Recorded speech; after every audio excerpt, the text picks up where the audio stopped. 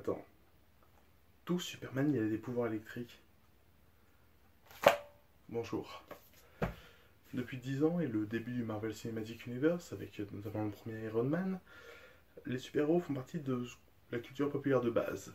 Et aujourd'hui, très commun pour les gens de savoir que Thor est un dieu nordique, mais aussi un personnage de comics. Il est très courant pour les gens de savoir qui, en gros, fait partie des Avengers, qui fait partie de la Justice League. Mais dans les films, pas vraiment dans les comics.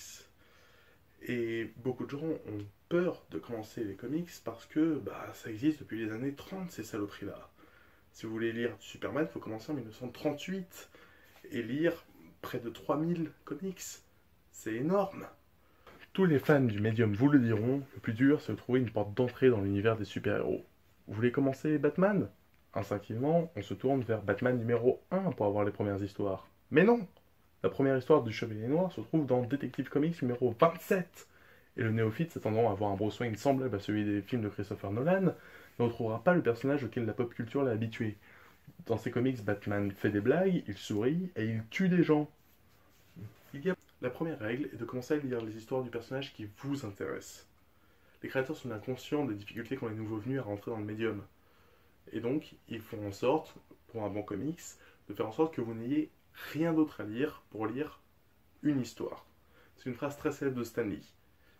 Stan Lee, le mec qui fait les caméos dans tous les films Marvel. Ouais, lui. Eh bien, chaque comics est le premier de quelqu'un. Et donc, une des règles qui est imposée dans les comics depuis les années 60, c'est que chaque comics doit être réfléchi pour être l'important d'entrée de quelqu'un. Si on dit que pour lire un numéro de Spider-Man, il faut connaître l'histoire des Avengers, avoir lu 3 Captain America, avoir lu 5 histoires de Iron Man et connaître l'histoire de Marvel dans son ensemble, c'est que c'est un mauvais comics. Ou en tout cas un comics qui ne fait pas l'effort d'inclure ce nouveau lectorat. La deuxième règle à retenir, c'est que vous ne comprendrez pas tout. Alors aujourd'hui on a la chance d'avoir Internet qui permet d'éclairer quelques références obscures. Mais en général, vous ne comprendrez pas tout, à moins de tout commencer par les années 40. Par exemple, Captain America peut faire référence à la fois où il a été un loup-garou. Parce que oui, c'est arrivé. Captain America a été un loup-garou. Superman a eu des super pouvoirs électriques. Spider-Man a été une araignée une fois. Et il faut juste accepter que vous ne comprendrez pas ces références. Alors dans ce cas-là, par où commencer? Chaque personnage a quelques moments clés qui sont des moments d'inclusion pour un nouveau lectorat. Encore une fois, les créateurs savent que tout le monde ne lira pas tout. Et donc, très régulièrement, ils font en sorte que de nouveaux lecteurs puissent s'intégrer à l'univers.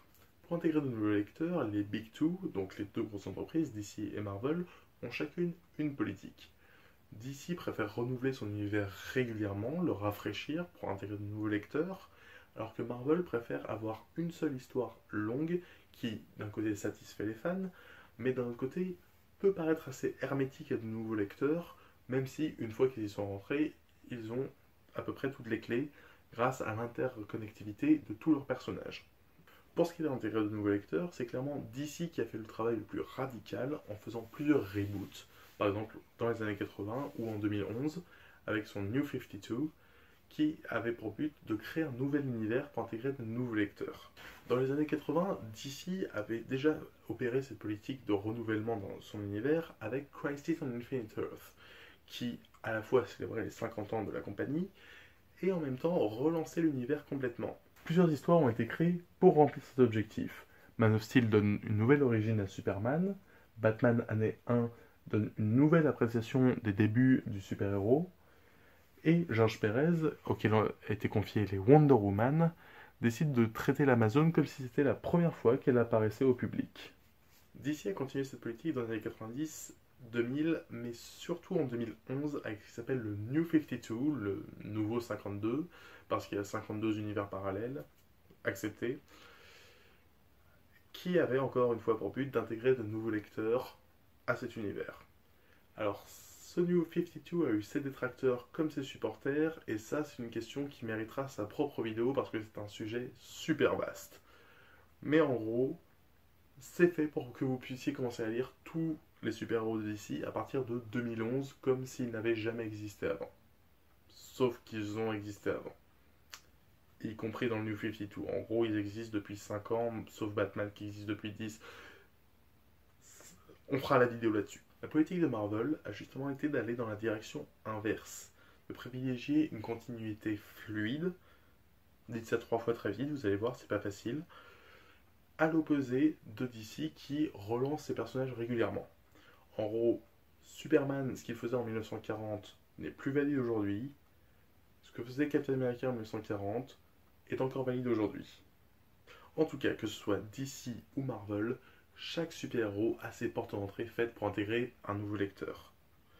Et puis, il ne faut pas oublier un avantage considérable qu'on a par rapport aux générations d'avant. On a Internet.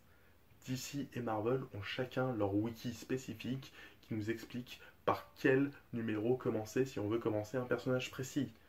Il nous explique quelles sont les histoires importantes à lire, quelles sont les histoires secondaires mais plutôt cool, quelles sont les histoires nulles à chier.